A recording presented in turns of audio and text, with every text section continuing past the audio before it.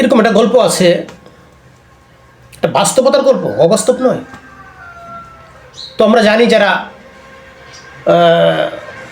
উঁচু প্রতিষ্ঠানে লেখাপড়া করে, বিশেষ করে যেমন ওই যে কলেজ ভার্সিটি বলি না, সেখানে এরকমই তো হয়ে থাকে না, বুদ্ধিমান মানুষ যারা। তো এক কলেজের একটা ক্লাসে ধর্মীয় একজন শিক্ষক ঢুকেছেন। প্রথম ক্লাস ঢুকেই একটু আনন্দ করছেন।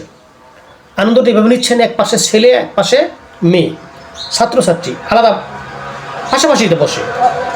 তো স্যার বলছেন, তোমাদের মধ্যে কোন ছেলে আছো এমন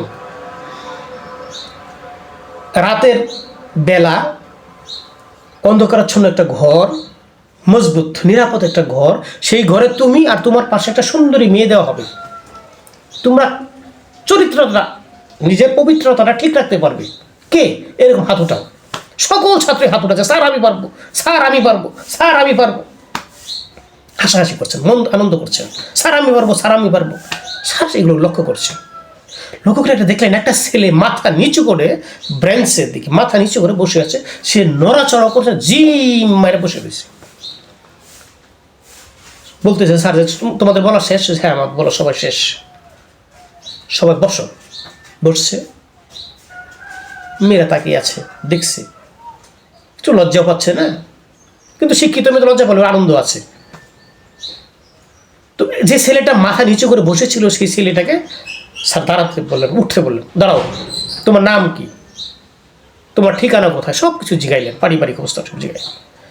যা আমি যে একটা প্রশ্ন করেছি তুমি শুনেছ? জি স্যার শুনেছি। তো তুমি কোনো অনুভূতি প্রকাশ করলে না কেন?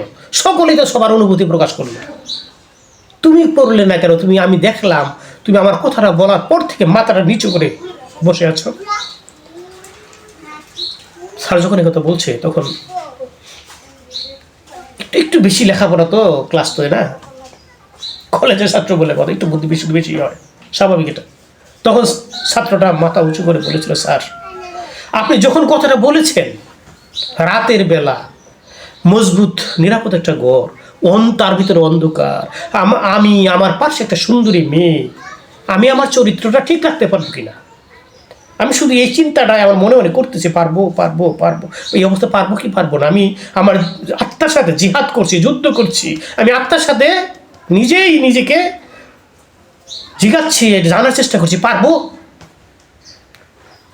এই অবস্থায় চলছে, আমি সিদ্ধান্তে বুঝতে পারি নাই, এসে বুঝতে পারি নাই, চিন্তার শেষ হয় নাই। এই মুহূর্তে আপনি আমাকে সজাগ করে দিয়েছেন, ডাক দিয়ে আমার কি এই ভাবটা ভেঙে দিয়েছেন। তখন স্যার বলেছিল, তোমরা যতক্ষণ যারা হাইকুল্লোর করলে, যত ছাত্র, তোমরা পারবে কি পারবে না আমি জানি না, ওই অবস্থায় তোমরা নিজেরকে পবিত্রতা রাখতে বা পবিত্র রাখতে পারবে কি পারবে না আমি জানি না, তবে এই ছেলেটা অমুক, যে ছেলের নাম বলছো, এই ছেলেটা আমার ধারণা শতভাগ না হলেও তার কাছাকাছি হবে, সে পারবে।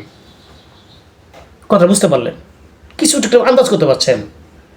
বিবেচনাবোধ, আত্মবিবেচনাবোধ, এই কথাটা এই জন্য বললাম। এই যে বর্তমান জামানায় না, শুধু সর্বসময় চলে আসছে বর্তমান জামানা, আমরা দেখি যে কি বলে প্রযুক্তির যুগ, তো এই যুগে তো যে টিভির যুগ, এই যুগে আমরা সব দেখতে পাই একটা কত পুরুষ, কত মহিলা, কত ছেলে, কত মেয়ে, কত তরুণ, কত তরুণী, হাই রে মারে পথের কথা বলে, মারে পথ, মারে পথের ছড়াছড়ি, কত আবেগপূর্ণ কথা, গান, কবিতা, বিভিন্ন লেখকের লেখনী আমাদের সঙ্গে উপস্থাপন করে। হাই রে মারে পথের জ্ঞানী রে, শিক্ষাদাতা রে। বাস্তবতাটা নিজের আত্মার সাথে যুদ্ধ, নিজের আত্মার সাথে কথা, সত্য সংবরণ, সত্য উদ্ঘাটন, পরিশুদ্ধতা সব আত্মার সাথে হয়। এখানে আমরা যে কয়জন ঠিক থাকতে পারি বা আছে এটা জানি না, কিন্তু আমি অবাক হয়ে যাই, আমি ব্যক্তিগত অবাক লাগে, হাই রে মারে মতের যোদ্ধা রে, মারে মতের যোদ্ধারা প্রযুক্তি দখল করে পালাইছে। যাক, স্রষ্টা আমাদেরকে সুবুদ্ধি দান করুক। আমরা চাইবো আমরা যেন সবাই পরিশুদ্ধ হতে পারি। কেউ যদি হতে পারে শুধু ভালো, এটা ভালো, মন্দ কি, যদি ভালো হয় ভালো, সে তার ভালো তার উপর বর্তাবে, তাই না? তো আমি নিজেও যেন ভালো হতে পারি। হ্যাঁ, এটা কয় মনে বাক্যে আল্লাহর কাছে ভিক্ষা চাই।